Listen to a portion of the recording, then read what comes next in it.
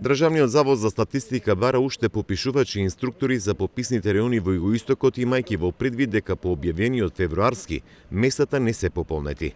Конкурсот објавен завчера трае до недела, а попишувачи и инструктори се бараат за 4 пописни региони во Југоистокот, и тоа за реонот Струмица која опфаќа и општина Василево, за пописниот реон Гевгелија која опфаќа и општина Дојран, за општината Валандово, но и за пописниот реон Новосело која опфаќа и општина Босилово.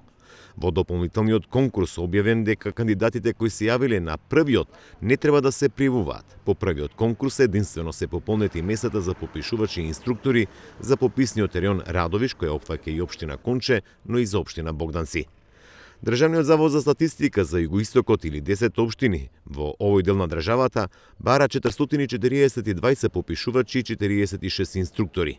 Освен македонци, за дел од општините ќе бидат ангажирани и попишувачи од турската, ромската, српската и влашката заедница, во зависност од самиот пописен реон. Пополнети се 25 места за Богданци и 73 места за попишувачи и инструктори во Радовиш.